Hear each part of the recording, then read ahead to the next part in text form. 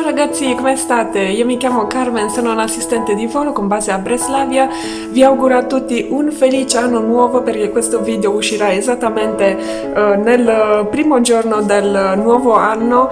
Vi auguro tantissima salute, quindi poi per dimenticare l'anno che è stato 2020, un anno molto difficile.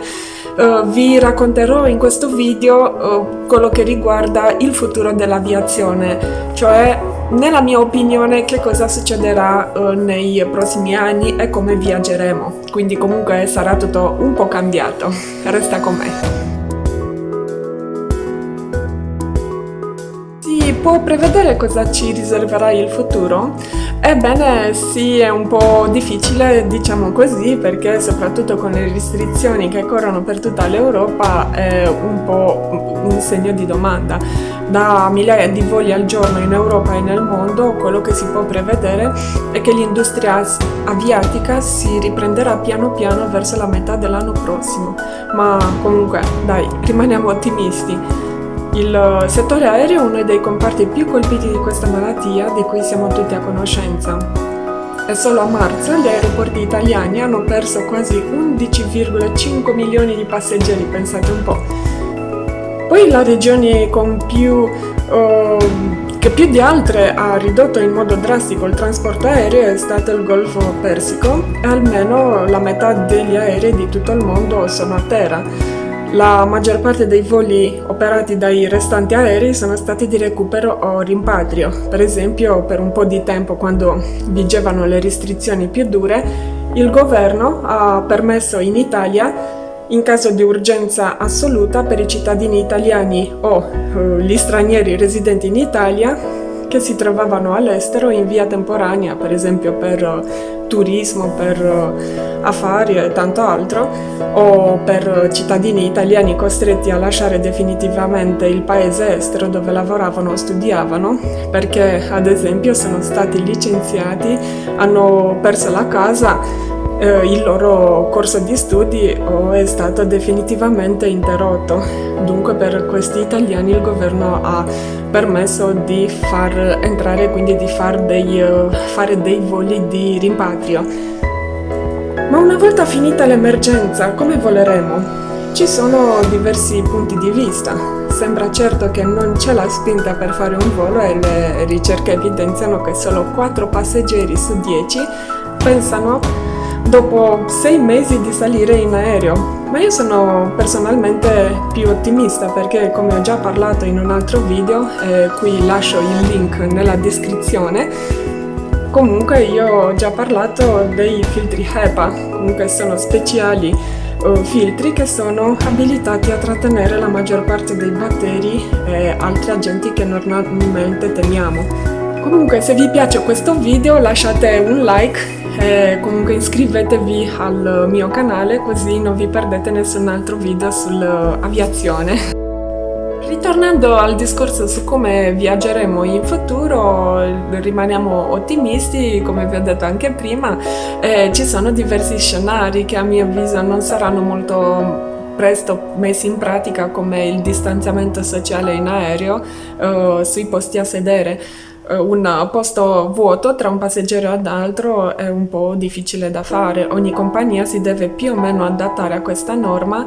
Peraltro negli aeroporti sono spuntati i termoscanner e in generale gli scali dovranno fare in modo da distribuire bene i passeggeri in sosta, in transito o limitare i contatti ravvicinati. Chi ha avuto il coraggio di viaggiare in questi mesi, soprattutto io ho viaggiato anche come passeggero, se ne è accorto degli aeroporti mezzo vuoti, e non era solo perché diversi voli sono stati letteralmente cancellati, ma anche perché tra un gate all'altro si doveva mantenere la cosiddetta distanza di sicurezza per gli imbarchi.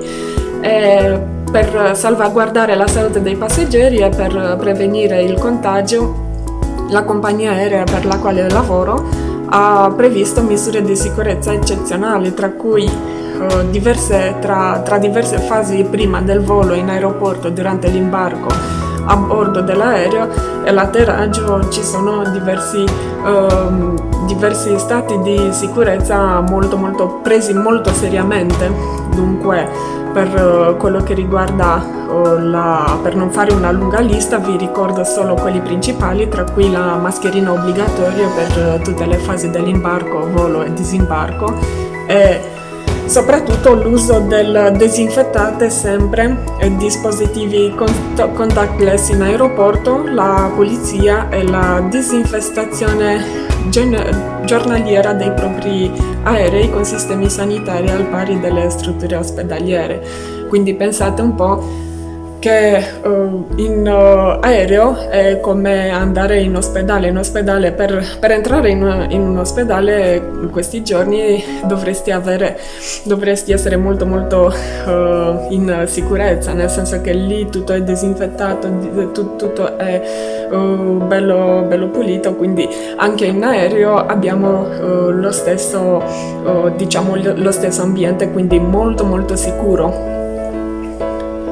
Ho volato tantissime volte e ho notato una coscienza pubblica molto forte, perché stiamo comunque pensando che solo noi siamo in grado di fermare questo male che è piombato su di noi senza preavviso.